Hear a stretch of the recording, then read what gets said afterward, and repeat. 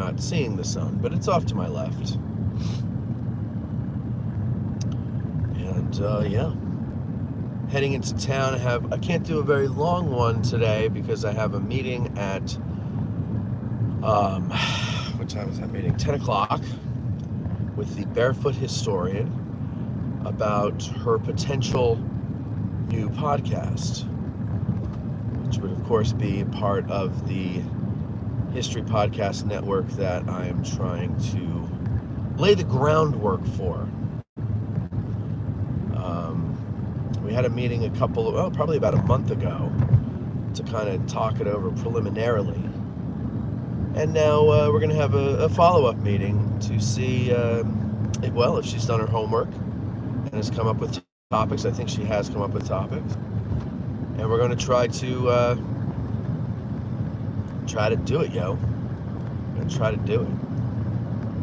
Not today. We're going to talk about it today, but we're going to try to eventually do her podcast. And should be she's going to do one on mid-19th century fashion, military and civilian, men and women. I think there might be something about Merkins in there. Who knows? Good morning, Andy. Good morning, Eric. Good morning, Paul. How are you all?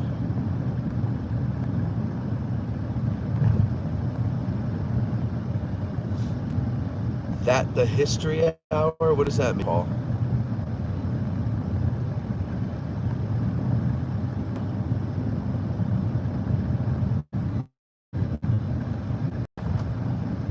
Run, run, wheel.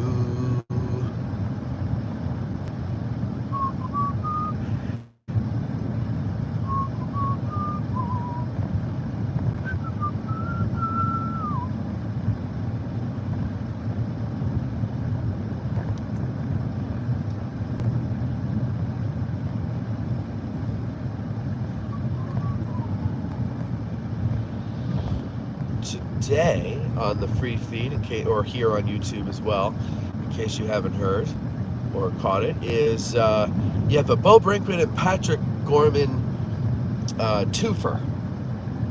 We have the first interview called Interview the First that I did with Patrick and Bo.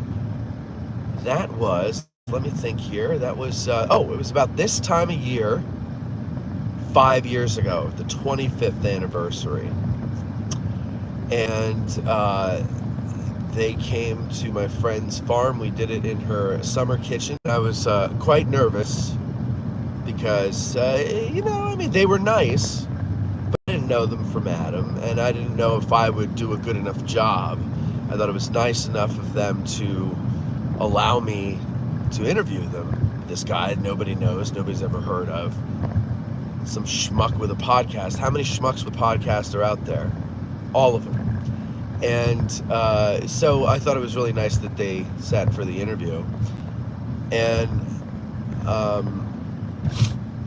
my nerves went away quite quickly once we sat down and started talking. But I remember sitting there thinking, I can't believe that after all these years of incessantly watching that movie, that I am sitting here with two of the guys who are in the movie.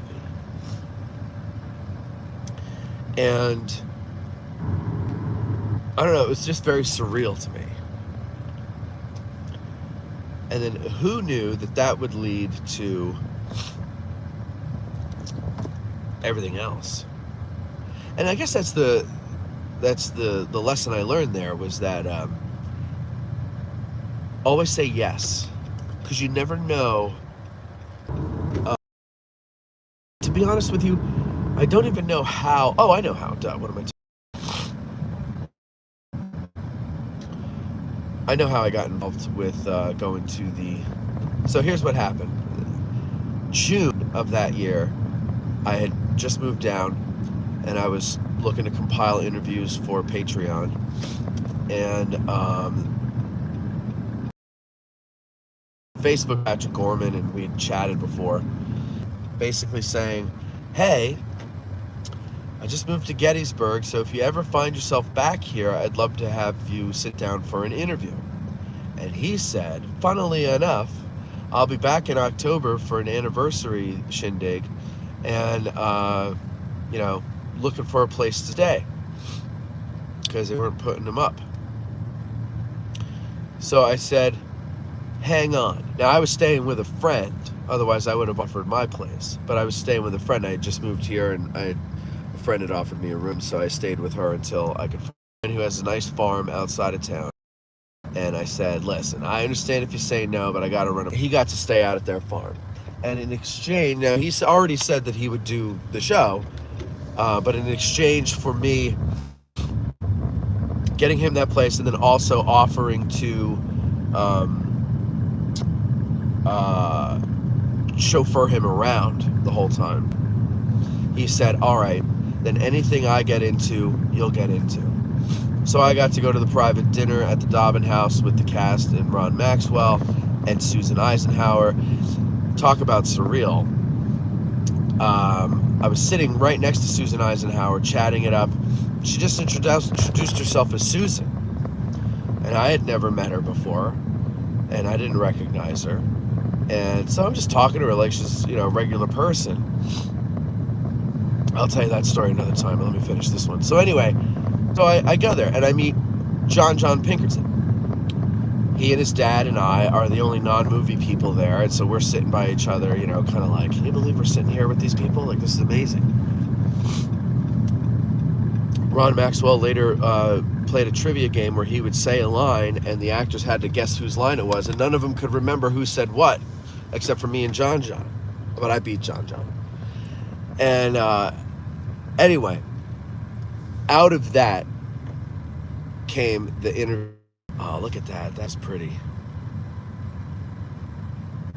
I invited Bo and Brian Mallon to come and join Patrick the next day, because we were going to do our interview the next day. And Brian wasn't available, but Bo did. And we had a good time and exchanged numbers. And then Bo and I became friends from that. And Bo got me Tom Berenger. John got me Joseph Fuqua and Tim Ruddy and a couple of other guys. He's been gatekeeping Martin Sheen, though, which is, I begged for 3 years for Martin Sheen, and that's got me a little perturbed. But anyway, you get what you can, right?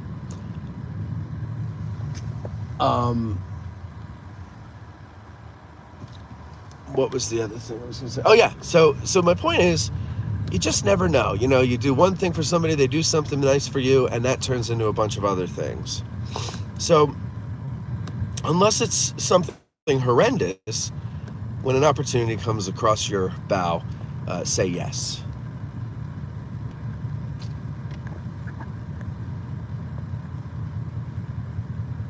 Morning, Dustin. Lisa from, that just came out yesterday. She had me on. I haven't listened to it yet. I don't always listen to myself when I'm interviewed, because I talk freely sometimes, and I don't want to cringe. At work, I nearly caught up with all the released AG episodes on the Patreon feed. Just wrapped up the free feed. Damn, Andy, you are going hard at it. I am so sorry you got to listen to my freaking voice that much. But I hope you learned something. Yeah, I learned something. Not listening to you again. Oh, that's funny, Andy. Thank you.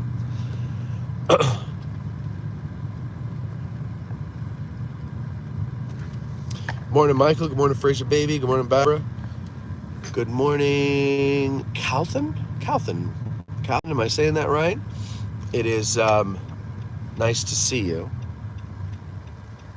That is a new name by me, so welcome. What do you say? Matt, do you have a Farnsworth Charge t-shirt? My daughter and I saw a guy that looked like you at the visitor center a few weeks ago. We were scared to say hi. I do. Was it blue? And I was wearing it a few weeks ago. That is available, by the way, at our store at addressingettysburg.com/shop. I believe it is, actually. Yeah, that was me. You should have said hi. I'm friendly. Next time, say hi.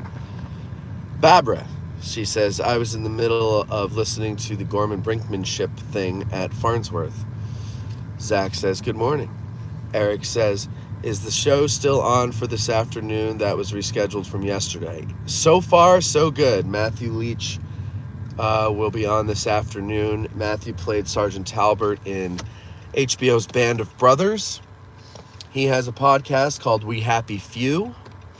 And he's got some tour business with Eric Dorr. I don't know exactly. Eric's got so many things going on, and he tells me about them, but with no context. And so I don't know exactly all he's talking about, but we'll find out from Matthew this afternoon on Patreon. Theoretically, he was supposed to do it yesterday, and I waited about 20 minutes past the appointed time, and he told me that his brand new baby apparently kept them up all night, and so they were kind of reeling, and he asked if we could reschedule for today. So it's at 3 o'clock today. We shall see. We shall see.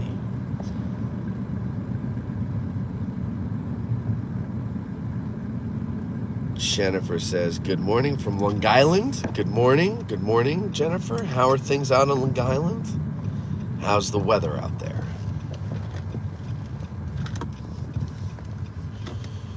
Ron Russell says, good morning, Matt. I'm a patron. Thanks for taking these morning rides. Oh, you're welcome. You're welcome. Thanks for watching them. I hope you enjoy them.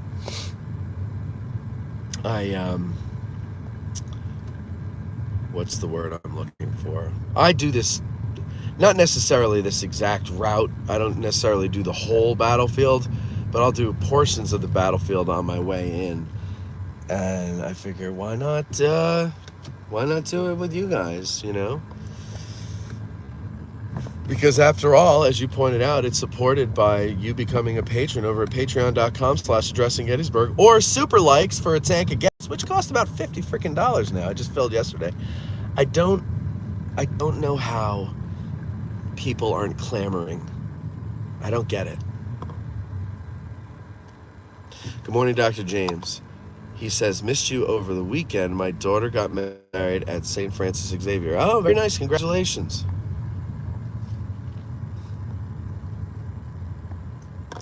Andy says, Matt, I listen for the other people you interview. Just kidding. You have a lovely voice for radio. I learned so much. I need to get the Latino map book. You mean the Lano map book? I know, that was autocorrect. To keep it all straight, I'm a little lost. Yeah, you do. And I need to I need to remind myself to have the Lano book out with me and go along and tell you all what page we're on when we do an Ask a Guide, or any of them, really. Paul says, Tuesday morning and still unpacking from this past weekend's big World War II event, drinking with the guys. It is halfway through the month of October, and I'm still packing my house. I'm losing this week, basically, because I'm going to head over there now because I don't have an interview until this afternoon. But yeah, I just, yeah.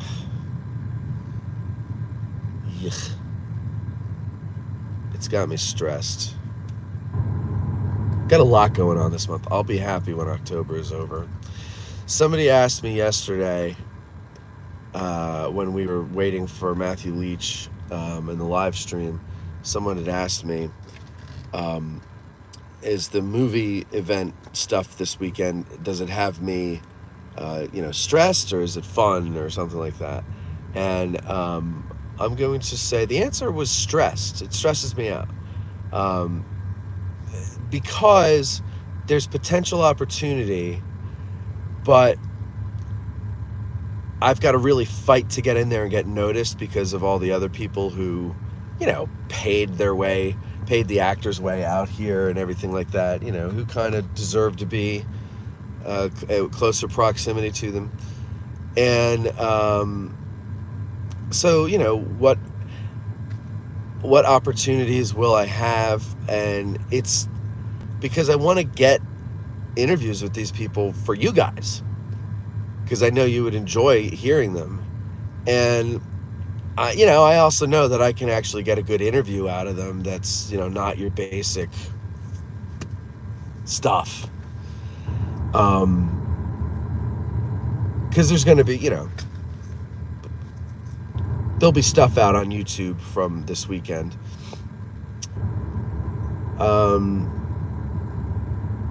So I want to do that. Of course, obviously, that'll help me. That'll help Addressing Gettysburg get more attention. But I also know that the audience will enjoy it. Will you please get out of my way? Thank you. I also know the audience will enjoy it. And everybody wins. So it kind of stresses me out in that regard. I'm actually not stressed about the panel I'm doing with Joe and Joseph.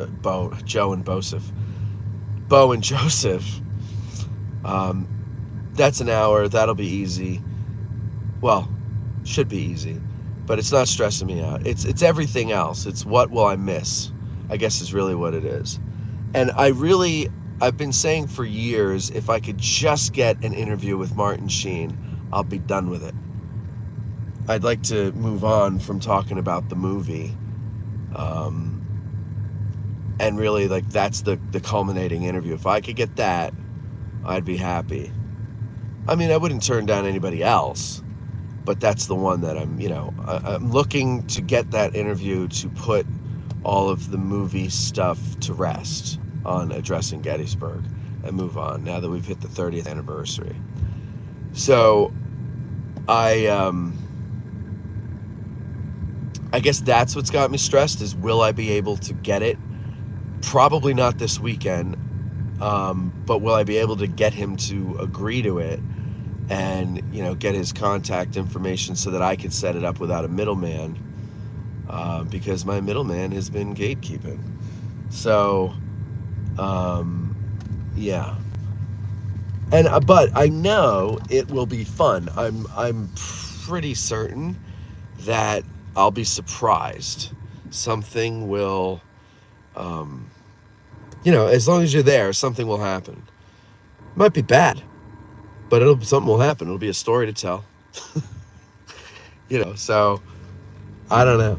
Oh, there's a cool little thing. There's like a fog bank. I don't know if I could get it. Let's see. Where am I going? To the left of the Regulars Monument.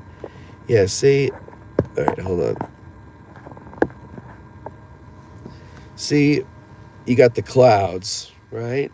But then right there, you got white fog bank over, like, to behind the trees. Oh, it's kind of fading away already. Well, to me, it looked like it was different color from everything else, so it stood out more, and it reminded me of, like, the smoke of battle. It's like you're watching a battle from afar. All right, I get nerdy that way sometimes. And he says, I'd love to see one with Robert Duvall as well, since we have compared his portrayal. Well, Robert Duvall, I was just watching Lonesome Dove with Cindy last night. Last 2 nights we've been watching Lonesome Dove. I said, if you're going to be with me, you have to watch this movie and understand it and appreciate it, because I often quote from it. A lot of good life philosophies in it. I would love to get Robert Duvall. I understand he's not the most easy guy to work with, and he's very, that will never happen. I think I have a better chance of getting Martin Sheen, because everybody says he's a really nice guy. That's not what I'm hearing about Robert Duvall. And I don't see Robert Duvall seeing any value in doing an interview with me. From what I can glean, I don't know the guy. How do I know? Joe and Bosef. Bosef was the unknown sister in Little Women. Dennis said, I'm on the battlefield. Can I buy you breakfast? Yeah, you know what? I'm starving. Absolutely, you could. Want to go to Dunlap's? Or no, let's go to, I was going to go to Gettysburg Baking Company. We can go there. You can sit down there. Have you ever tried it there, Dennis? Did you see any of that show, Sheen and Waterston? No, I did not see that. What was that called? Not Frankie and Johnny. Grace and Frankie? Grace and Frankie? Frankie and Grace or something like that? No, I did not see that. I don't really watch a lot of new shows. And if I do, they tend to not be comedies. They tend to be more like along the lines of Deadwood or Breaking Bad, more dramas that are kind of gritty. I don't know why, because it's depressing, but I do. I should watch the comedies. Yeah, Dennis, that's the one on the square. I'm not going directly there yet. I still have my loop around the battlefield to finish. If you're watching, you'll know when I'm getting near to finished.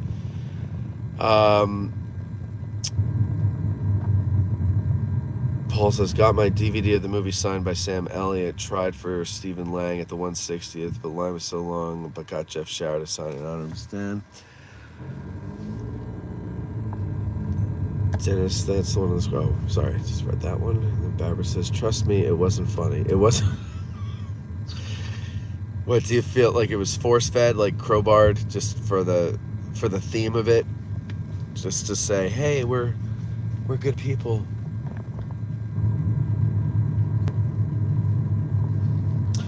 Yeah, I think most shows that have a political or social agenda are just not funny or entertaining, because it's like, you know what it's like? It's like watching, let's say, I'm sure there's a Christian channel, right?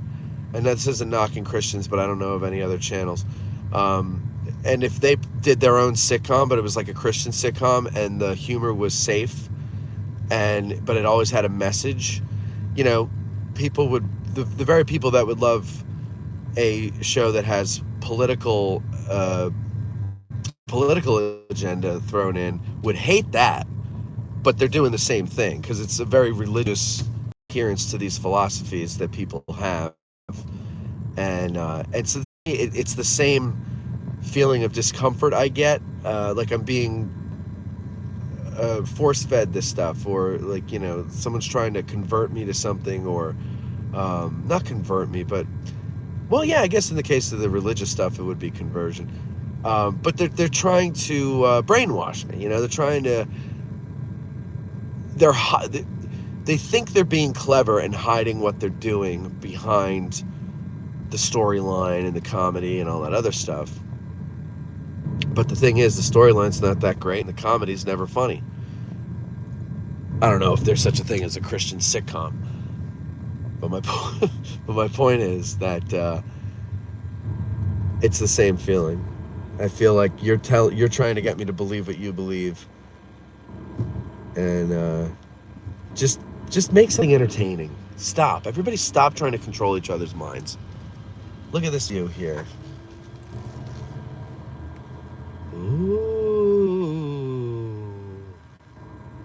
Maybe I'll take a picture of that. Try to paint that. But yeah, so I never saw it because I got a feeling that it was just a religious type of thing, The men looked so uncomfortable in the roles. Lily was just ridiculous. Making yam lube? Yes, I said it. Yam lube? Andy says, politics as religion? Never. I meant that as sarcasm. No, I understand. I know your humor enough by now. Yeah, can you believe it? And it's funny because the people who are most like religious, the people who act most religious about their politics tend to be atheists who hate religion. But you're acting like a religious person. You are what you hate. All right, I don't want to get into this crap today. It's a nice morning. Let's not talk about the ugly things in the world. I got an email from, apparently we have some listeners in Israel. And I got an email today, or I guess it came in last night, but I read it this morning, from someone in Israel. I'm I'm toying with the idea of reading it on the show on Thursday. We got a lot of stuff to do on the show on Thursday, and it's Veronica's last show, so I don't know if I want to bring it down with this letter from Israel, but it's sad. It's very sad, and I'm flattered that we have listeners in Israel, but it's ugh.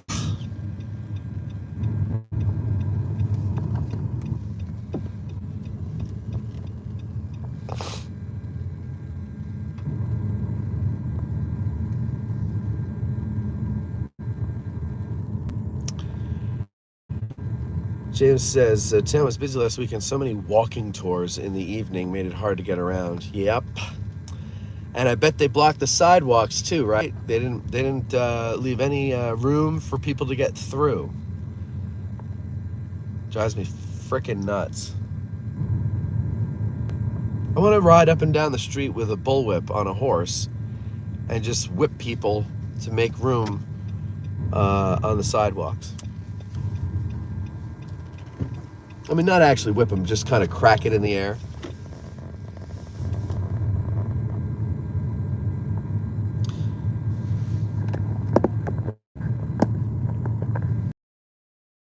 Pistol Pete scarves. What would the Ronnie shirt be? Imagination. Like, in memory of Ronnie Ronstadt, 2021 to 2023. What do you want? Or, as I recall it, emptied my kazoo, Veronica Bristensky. That might be a good one.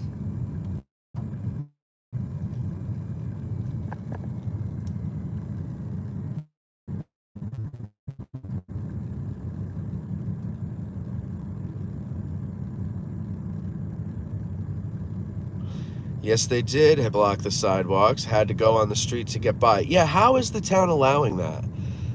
I know for a while our code enforcement officer was actually going out at night. Like, you know, he does a good job. Most code enforcement officers are assholes, but this guy takes his job seriously, but he does a good job. He's a fair guy.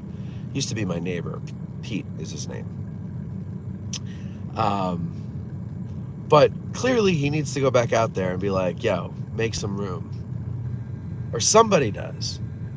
Because, you know, I actually was, I don't know which ghost tour it is. I wouldn't name them if it did, but a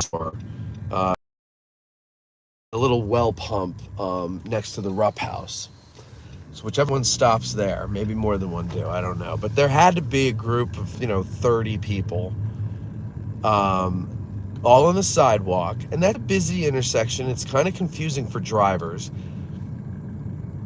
And it was at night, and this woman is pushing a stroller in front of us, and she has to go around the frickin' group. And people, by the way, not just the guide, but the tourists themselves see her. I see heck to people in the group to see who's going to be the one who says, make way for these people. Oh, nobody will? Okay, well then I guess I'm not gonna. And so they just stand there. And then this woman and her little kid, her little baby in the stroller, need to go out on the road into the intersection. It's right at the light. Into the intersection to get around this group of morons. And the moron that's leading them. Sorry, this is why I lose patience with the ghosters.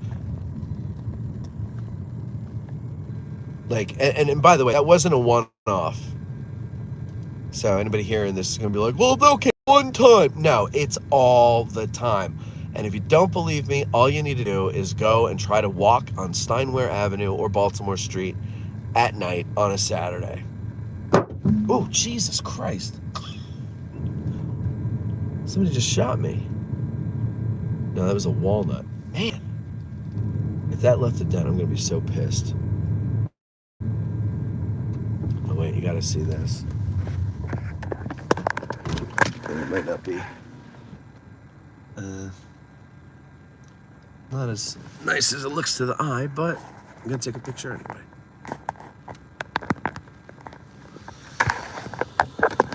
Sometimes I snap a photo of these vistas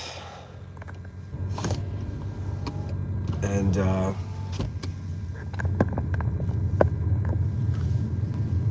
try to paint them later.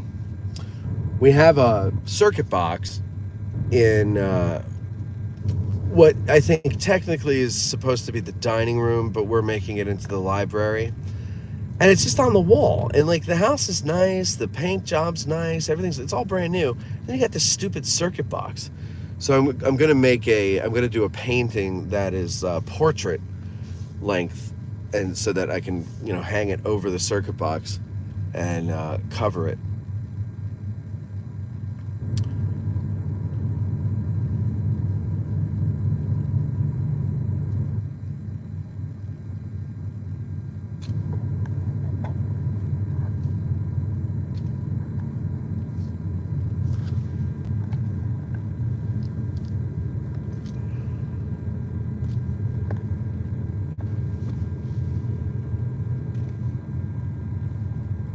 Walking tours with school kids sucked even more. Yeah, but those are kids. You can't expect them.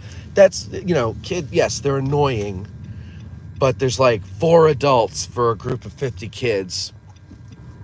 It's going to be harder to keep them in line. When you have a group of 30 adults and no one has the decency or the brain to get out of the way to allow a woman with a stroller to pass so she doesn't have to walk out into freaking traffic. And I look, by the way, when we go down, walking down the street and there's a ghost tour that's blocking the sidewalk, and I go out into the road, I try to look for the guide and I stare him down. Of course, they never notice because they're too busy telling their story, claiming that they're historians. It's so funny, the whole historian thing. This is a very weird community of people, the history world. Because you have people who are, the artifact business, for example. It's very cutthroat. And I don't understand why. I mean, I guess I understand why, because you want the artifact and whatever, so it's competitive, right? Who's going to outbid the other guy or whatever the case may be. But then you got people who just are like rumors, and they're it's all sour grapes, like they're just willing to do something or courageous enough to do something that they're not, but they want to do, and for whatever reason they can't, and so they get nasty online, and but they don't realize in many cases that sometimes the things you're saying, you're messing with somebody's livelihood, and they can take legal action against you. And most don't, of course, but some do. And you got to be careful. But I don't understand it, and I don't understand the obsession with calling yourself a historian when there's nothing that you can show to say that you are. And I think that word gets thrown around. A lot of words get thrown around loosely now to the point where they dilute them.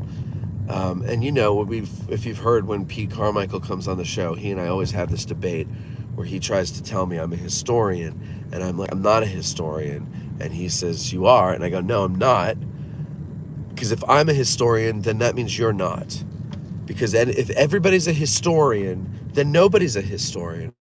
If everybody's a racist, then nobody's a racist. You can't have everybody be one thing and then expect that thing to be anything unique. And so, everybody's not a historian. And you come up with a cute little name with an adjective in front of it, and you call yourself a historian. Good for you. But, at the end of the day, that doesn't mean you are. Not that I know what makes one a historian, but to me, it's someone who's actually gone to school for it. What's going on, Jake? How you doing? Good, how are you? Good. I'm doing my... Swerving everywhere. Yeah. I'm doing my live drive around video on YouTube, so don't say anything you don't want the world to know. Oh, isn't that exciting? Yes, very exciting. So I was swerving because I wanted to get a shot of... So you can see the last shot of it? Oh, right. When are you moving everything? moving. I don't have a date yet. They're gonna call this week, hopefully. I'm hoping in the next 2 weeks. But that's coming down today. That awning. Wow. It's, Bill was just telling me, some guy. We had 5 guys rent bikes the other day. The guy is filling out the waiver and all that look stuff. It's like, God damn. Like, yeah, What a shitty job. not my best moment. Was he a carpenter? He had to have been Probably. a carpenter. I don't know how many comments I've had of that. When I was at this one. We should have like sealed it off so people couldn't That see. was a plan, and then, it never happened. But no, this one's gonna be next, maybe today. And I'm looking at it, I'm like, holy shit, is rise. I put my hand through 2 of the beams, like, Really? So yeah, it needs to come down anyway. But you're not gonna transfer that over the gonna awning. Oh, you transfer- need to for the Well, we're gonna do parts of it. So like the posts, they're good. yeah. Some of the rafters are good, but for the most part, everything else is gonna get rebuilt. But that shed's going next to that shed. That shed's getting fully rebuilt, plus 10 feet this way and 4 or 5 feet that way. Good. And then there's going to be an awning over the entire front of both of those. So about a 30-foot awning. So we can put bikes and all kinds of stuff. Oh, in there. nice. Okay. Bike shed's also going to grow about 10 feet, but that's not going to have an awning or anything. So. Nice. Well, good. Yeah. You're moving on up Yeah. to the east side. Literally, the east side of the parking lot. You're moving up. So that works out perfectly. Yeah. No, it should be good. I'm looking forward to it. Get Yeah. some space and all that fun stuff. Yeah. Makes the park happy. And this is the best part. See, now I want to work for you again because Oh, God. because no one's gonna walk over there to ask where the visitor center is because everybody parks over here. So they are putting this entire parking lot's going to look like an LGBTQ flag. Like they are putting so many different colored crosswalks in this one. Why different colored To make it crosswalks? safer, But why the different colors? so that you have people know getting off the bus that the green crosswalk goes to the bathroom, and the red one goes the other side. Wait, what? I don't fucking know. Wait, are they gonna? It's like where you're in right now is going to be one giant crosswalk. Yeah. That crosswalk's going to stay. There's going to be a crosswalk on that side. There's going to be a crosswalk going this way. So again, The crosswalk going through here. And what they didn't tell me was 2 years ago they had planned to ask me to move so they could put a giant seating area here. a seating area. So that way all of that extends this way. So the whole parking lot's going to be crosswalks, which means that no one will use them as crosswalks the way they're supposed to be used. I was just saying to everybody on the video here that, you know, the word historian is thrown around so much. Everybody calls himself one. Everybody wants to say another person is a historian. And I get in this argument with Dr. Pete Carmichael. He says I'm a historian. I say I'm not. And I say, if I'm a historian, then you're not. Because that means if anybody can be a historian, then there's no such thing as a historian anymore. That's fair. Right? And so if the parking lot is full of crosswalks, Yeah. there's no such thing as a crosswalk. It's just all crosswalks. It's really, and the park was like, absolutely, we love this idea. And it's like, Yeah, that's such a whatever. bureaucratic. but because they had planned, he let that slip that they had planned to move me anyway. I told Tammy, and Tammy was like, well, let me take care of that. So they're paying for the move. That's awesome. It's like, That's awesome. yeah, so that worked out. Yeah. Really nice. Perfect. Hey, Bill. How you doing? Good. How about you? Good. You know, I never knew how famous you were. What? You know, all these people like, is Matt around? Oh, really? They still do that? Oh yeah. They don't know that I'm not. I have no idea. I'm not here anymore, folks. When you know Matt? When we move over there, I'll pour some concrete. You can put your Right, hands yeah. or your ass. Oh, that'd be a good idea. I'll do an aspirin. Yeah. He's here. Yeah. We should put a plaque though there that here once stood the studios of Addressing Gettysburg. That's funny. Did Just- you ever see those ones on April Yeah. 12th? Nothing happened here. Basically. Yeah. That's cool. Yeah, so what with this you mean all throughout the season? Yeah. You're saying yeah. But I just had one like last week saying that. Is Matt around? Really? Oh, yeah. Really? Sure is They're around. clearly not keeping up on the show because they would have known we moved Right. back in June. So that's what you could say from now on. It's like, oh, you haven't been listening. Right. Obviously, you're not that big of a fan. Obviously, you're not. Yeah, right. That's funny. All right, well, I'm definitely going to, or not definitely, I'm going to go and eat. Nice. I mean, I'm definitely going to eat, but I don't know why I said definitely. I know why, because I just read it in the comments. I'm doing a live video, Bill, so. But I do want to talk to you about the house, Okay. because we do need those repairs done. I've just been swamped with a bunch of shit, but I got to get out of there Yeah. in the next couple of weeks anyway. See you guys later. Have a good day. As I recall, it emptied my kazoo. Well, thanks to all of you who came by Gettysburg looking to say hi, but I haven't been there since May. So thanks for keeping up on the show. Yes, they did. I had to go on the street to get by. Okay, where did we leave off here? The kazoo one, definitely. All right, so Andy thinks the kazoo one. I think that's a good one. I could grab a screenshot from one of the videos of her making like a really like wide open mouth, squinty eyed, face as if she's singing really hard, like singing her heart out. And I could use that and cartoonize it, and then use that as the image. Ronnie Esquire. I like that. Like just Ronnie Esquire. 2021 to 2023. Could also have one with both the... Yeah, well, I gotta work on that. She said artwork. Actually, thank you for reminding me about that, because I need to talk to my Lego guy about that.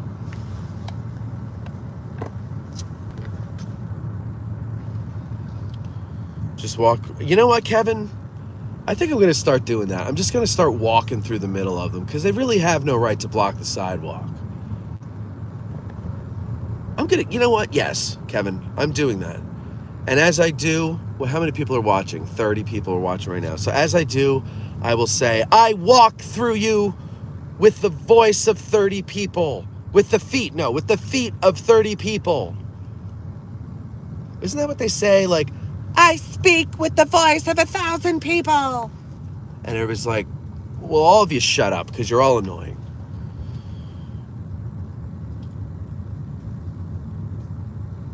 Yeah, those are good ideas, Andy. Andy, would you do me a favor when we get off here? Shoot me an email with those ideas, because I will forget them. Not that they're bad, it's just I forget everything. Too much to keep track of.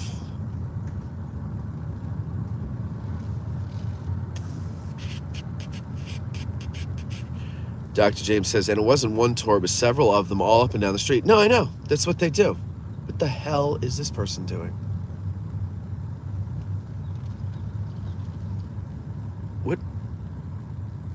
Oh, that's so cool.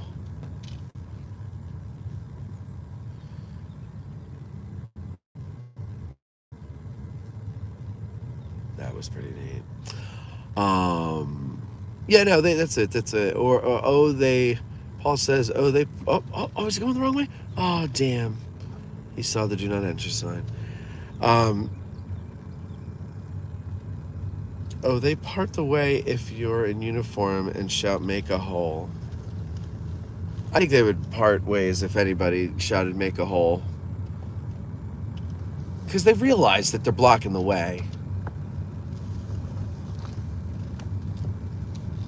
And Paul, if you do that, I hate to tell you, but that's one of the behaviors that people can't stand about reenactors when they come to town. Don't do that. Don't be that guy. Don't be that guy, Paul. Come on.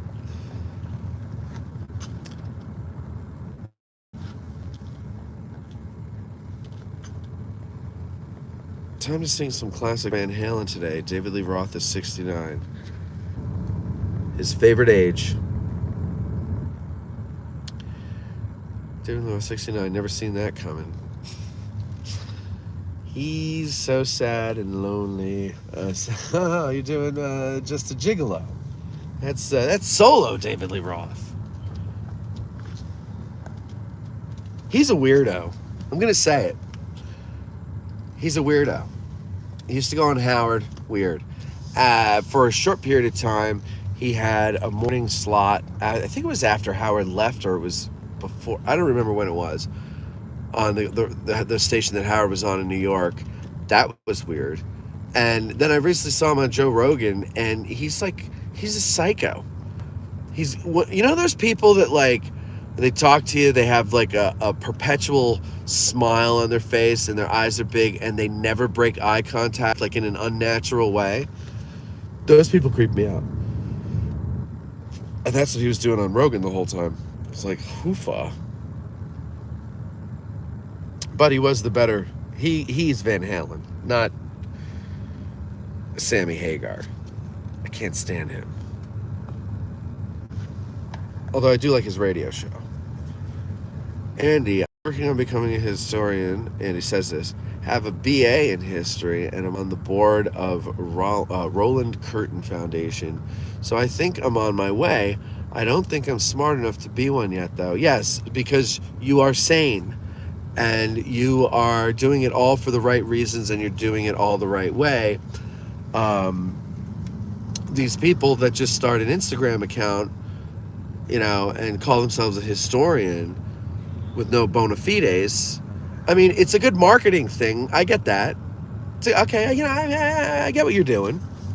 But you're diluting the word, the meaning of the word. It's losing its meaning, to me at least. I don't know. Maybe other people don't see it that way. But I see it as like, again, if everyone's a historian, no one's a historian. And that's not fair to people who actually go through the ringer to get there and call themselves a historian. It's like, okay, here's what I'm going to do. I'm going to start a YouTube channel called The Bald Lawyer.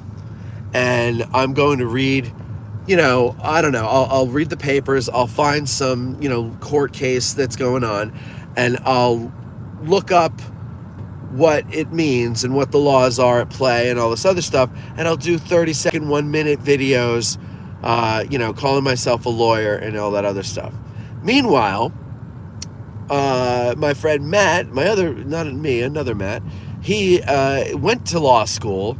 He went through all the rigmarole that they make you go through. And he's a real lawyer. But suddenly, because I come up with a YouTube channel calling myself a lawyer, and it takes off, now I become richer than he does. Which, I mean, I guess in essence is fair. But there's just something on a human level that just doesn't work for me on that. Like Bill Nye the Science Guy. He's an actor. He's not a scientist.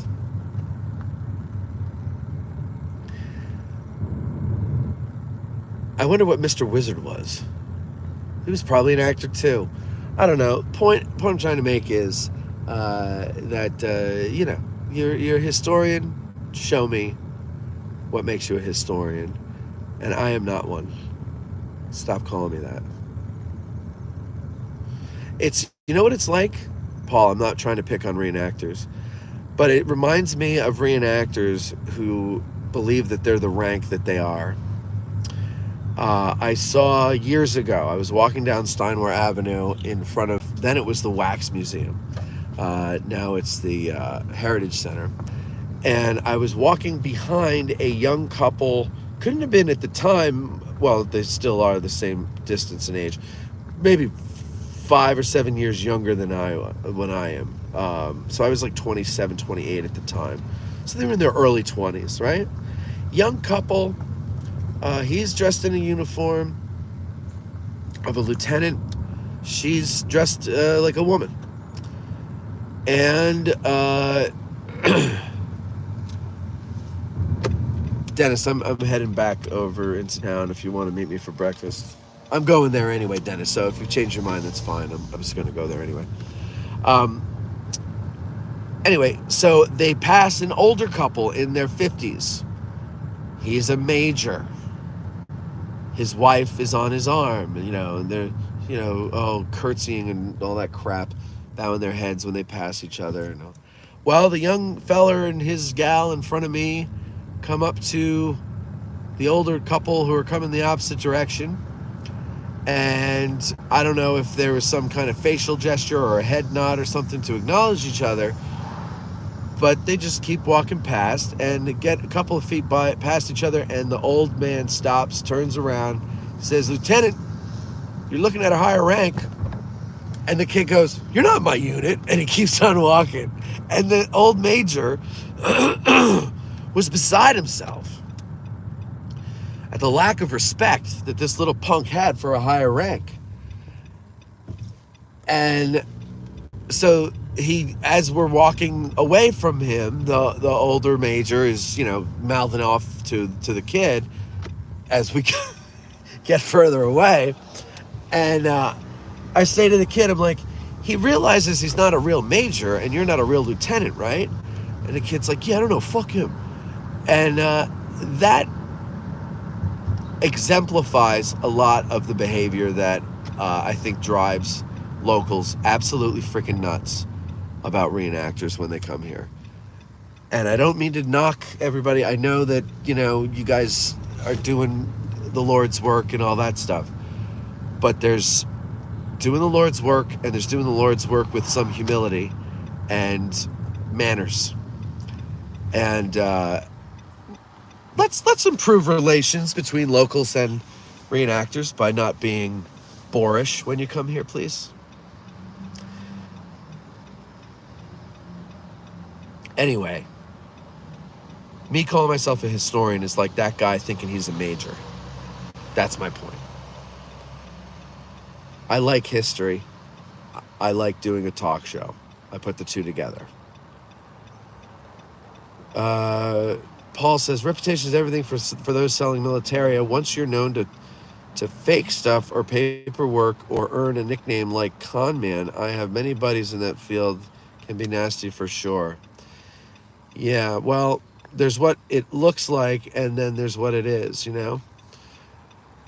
All I'm saying is you got to be careful. Andy says, I know a lot of degreed dipshits. I'm sorry. No, Andy didn't say that. Ghost said that. Oh, I'll never forget the biggest degreed dipshit I ever knew was my high school principal, PhD, Dr. Melvin Zirkis. I think he passed away. I don't celebrate that. I just think that I heard that. Maybe I'm wrong. I don't know. Anyway, point is, I like to make jokes. I was a jokester. I took very few things seriously, but certain things I do take seriously, like what I perceive as an injustice or unfairness. And there was an issue with one of our teachers where a girl was reprimanded by him for, I forget what, something, and she didn't like it. And so she then decided to go make claims that he had acted inappropriately towards her. But the problem was, she claimed it happened at a time when we were all in class and we all witnessed this incident. And it was music theory, and we all sat at tables, like 5 or 6 of us around a table. And she was at my table.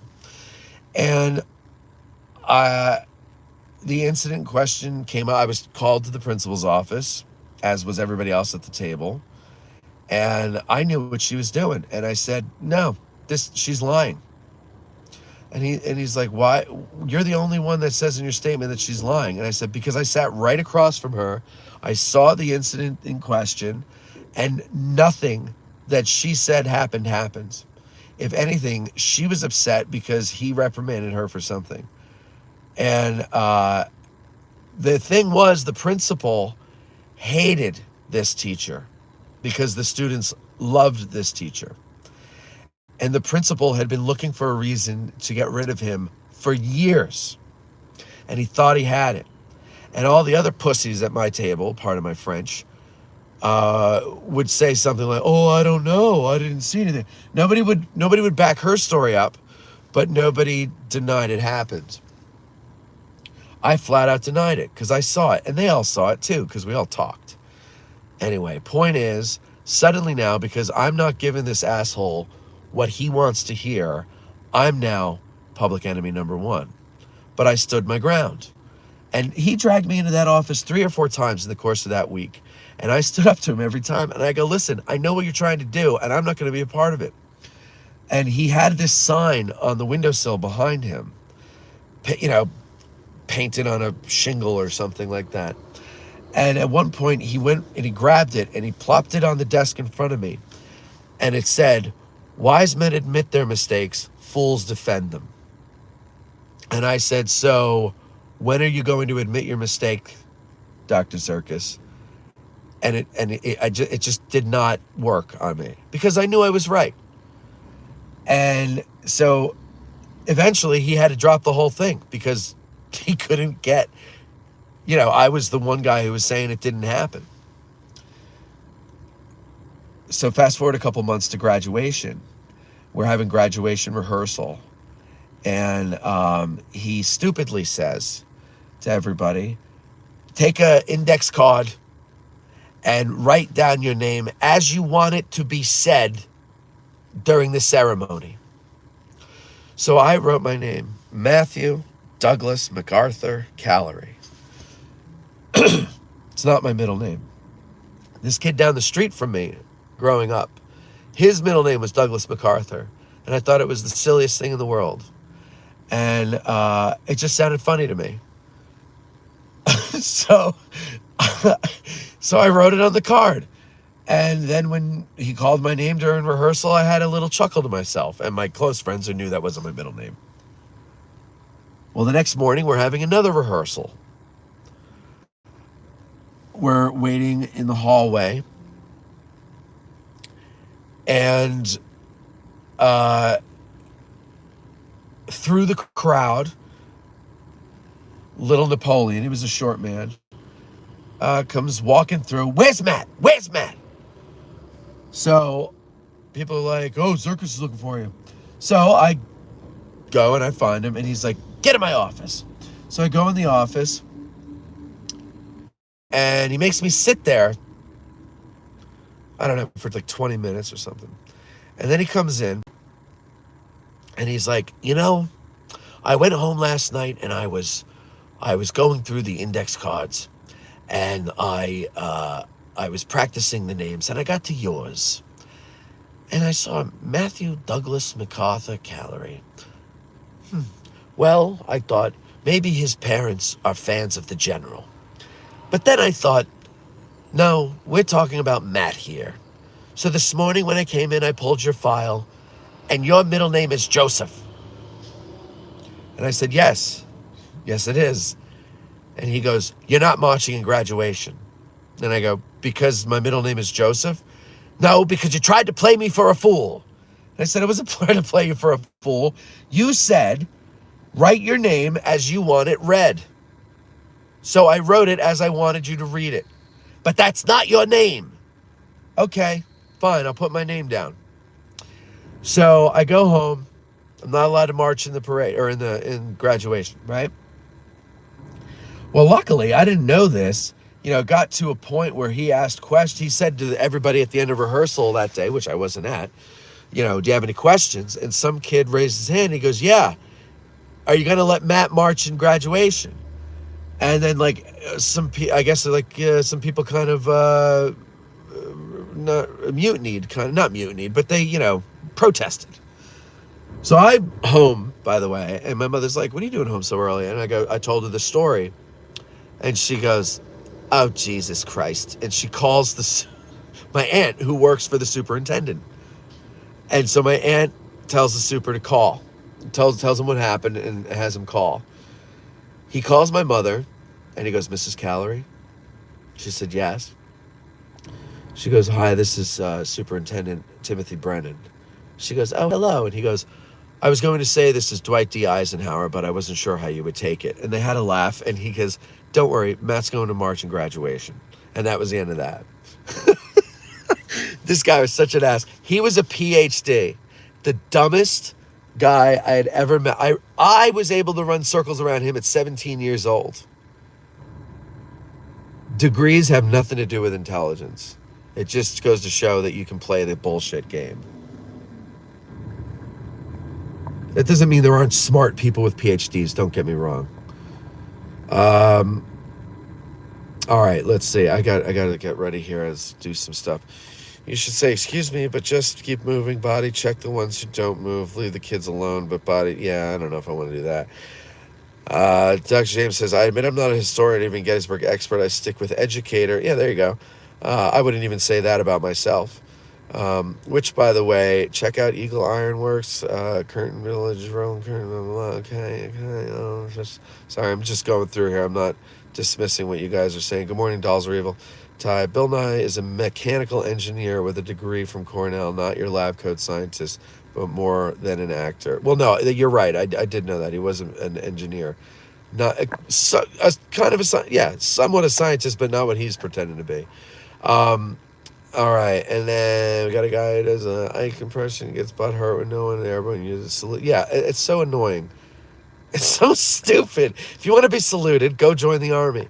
Eric, sorry, Matt, but I respectfully disagree. Historians study the facts of history and help to interpret those that don't. You don't have to be an elitist to be a historian. Yeah, I'm not saying historians are elitists. I'm not a historian. I don't study anything. I don't have the time anymore. I have to do a show. I have no time to study. Guitar Zan says, I'm no historian either, but I have a bullshit from looking at pictures and coffee table books. Okay, go straight. Look pretty classy. All right, good. All right. Sorry, I hate to run through there, but I have to get some breakfast in me before I have my meeting at 10. You guys have yourselves a great day. Thanks for another great conversation, and I will talk to you tomorrow. By the way, First Lieutenants, 3 o'clock this afternoon. Allegedly, Matthew Leach, Sergeant Talbot from Band of Brothers. So keep your eyes and ears peeled for the notification. Later.